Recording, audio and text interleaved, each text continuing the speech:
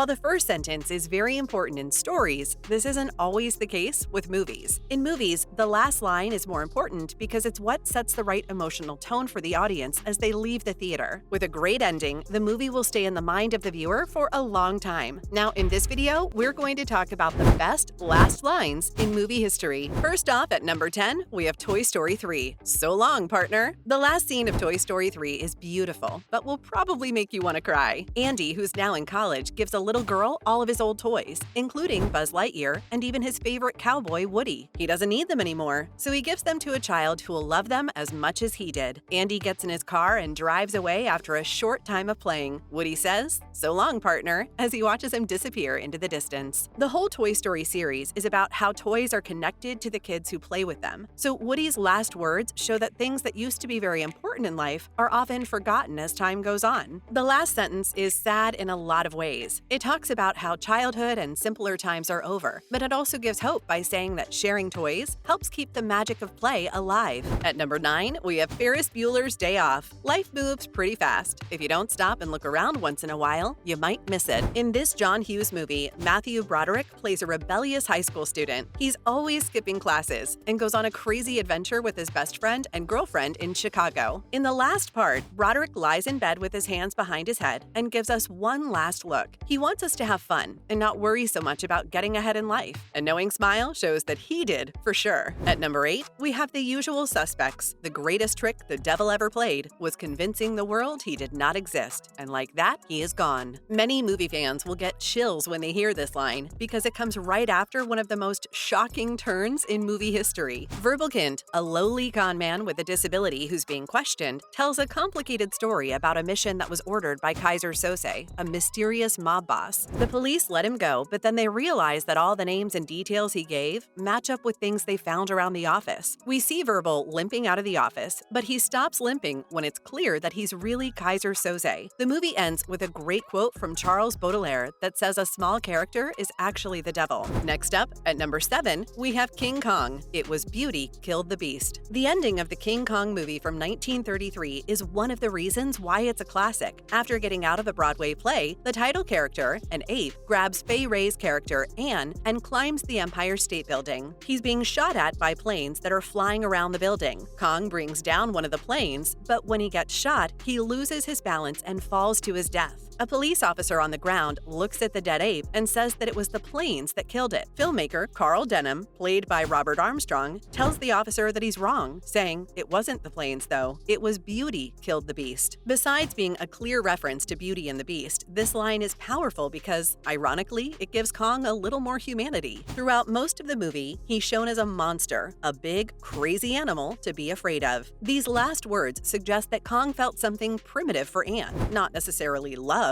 but a protective kind of family ties. He might have been a monster, but at least he had a heart. At number 6, we have Seven. Ernest Hemingway once wrote, "Anyone who has seen Seven will never forget how scary the last scene was." Killer John Doe says that he cut off the pregnant wife of the main character, Mills, and put her head in a box. He wants Brad Pitt's character, Mills, to kill him so he can finish killing people based on the 7 deadly sins. Somerset, Mills's partner, played by Morgan Freeman, tries to talk him out of shooting the killer, saying that if he does, Doe will win. Mills shoots him anyway, even though he's sad and wants to get even. As the movie comes to an end, Somerset says in a voiceover, Ernest Hemingway once wrote, "The world is a good place and worth fighting for." Seven is one of the most hopeless movies ever made, which is reflected in Somerset's quote. Throughout the movie, he sees proof that the world can be a pretty bad place. He sees people in pain and suffering, and the worst part is when his partner's feelings are destroyed. But what's really interesting is that his last words also give a hint of hope. The only one in 7, in fact. At number 5, we have Iron Man. The truth is, I am Iron Man. Tony Stark's story is told in the 2008 Marvel movie Iron Man. It shows how the billionaire playboy industrialist makes his famous armor and starts fighting crime. Obadiah Stane, played by Jeff Bridges, was a business partner of his late father and also runs Stark Industries. He's his enemy in this case. Stane has a personal goal that involves using the company to get what he wants for himself. At the end of the movie, movie, he has his own supersuit, which he uses to fight Stark, but Iron Man wins. The next day, Tony stands up at a press conference and says, "The truth is, I am Iron Man." The great thing about this last line is that Tony Stark does something that not many superheroes do. He names himself in public. So many heroes make up fake identities to keep people from finding out who they really are. Because of this, Batman, Spider-Man, and a lot of other heroes wear masks. Tony Stark has never done things the normal way. He goes against tradition by telling the world who the ironclad hero they've been following is. Moving on, at number 4, we have Back to the Future. Roads? Where we're going, we don't need roads. This is one of the most exciting ways to end a movie. It's a great way to tease the audience and get them excited for the next movie. After Marty goes back to the present where everything is good and it seems like the movie will end here, Doc comes back in the DeLorean dressed like he is from the future and says they need to go back to the past. Marty and Jennifer get in the DeLorean and say they don't have enough roads. Doc says this great line as the three of them drive forward and disappear into the future for another amazing adventure. You want to know right away where they're going and what kind of adventure they're going to have. Of course, there are 2 more movies in this trilogy, which is one of the most popular film trilogies ever. At number 3, we have Inglourious Basterds. I think this just might be my masterpiece. Inglourious Basterds is still one of Quentin Tarantino's best-known movies, and its satisfying third act is a big reason why. Even though it's not even close to being true to history, it's a great example of how movies can make wishes come true. Even better is what happens at the end. Lieutenant Rain carves a swastika into the forehead of the movie's main bad guy, SS Colonel Hans Landa, and says, "I think this just might be my masterpiece." Even though the line can be taken literally, it could also be seen as a comment by the director about the movie. Tarantino is known for making some great movies, and most people agree that Pulp Fiction is a masterpiece. At number 2, we have The Matrix. Where we go from there is a choice I leave to you. When it came out in 1999, The Matrix blew people away with its groundbreaking visuals and strange philosophical ideas. At the end of the story, the main character, Neo, kills Agent Smith and learns how to control the Matrix. It ends with a lot of action and Neo's last words, which are very moving. In a phone call, he says that he'll basically tear it all down and make a new world order without rules and controls. Where we go from there is a choice I leave to you, he says as he hangs up the phone and takes off into the sky. The whole point of The Matrix is to make people's heads spin when they watch it. It combines ideas from many different sources to ask what reality is and how anyone could really know if what they're going through is real. Neo's last words in the movie fit right into this idea, even going so far as to suggest that reality is what people make it. Finally, at number 1, we have The Dark Knight, a watchful protector, a Dark Knight. Christopher Nolan's movie The Dark Knight might be the best Batman story ever put on film. It's scary and makes you think, but it's also very exciting. In the end, the Caped Crusader, played by Christian Bale, is in a tough spot. Harvey Dent, who many people thought of as a hero, has died. Batman knows that if the people of crime-filled Gotham find out about Dent's killing spree as Two-Face, they'll lose all hope. It will all fall apart. He talks Lieutenant Jim Gordon into letting him take the blame for the murders so that the bad results don't happen. Gordon agrees with reluctance. As Batman runs away, the police officer says in a voiceover that he keeps watch in silence, a watchful protector, a Dark Knight. These words are important because that's what The Dark Knight is all about. Most superhero stories end with the good guy beating the bad guy and getting a lot of praise from the public. Not Nolan's story. Batman has to take on all of Gotham's anger and hostility to keep an important ideal alive. If not for Gordon's words of praise, the ending would be sad. That's all for this video. Which last line was the most iconic one for you? Let us know in the comments below. Don't forget to like this video and subscribe to our channel for more exciting content in the future. Thanks for watching. See you next time.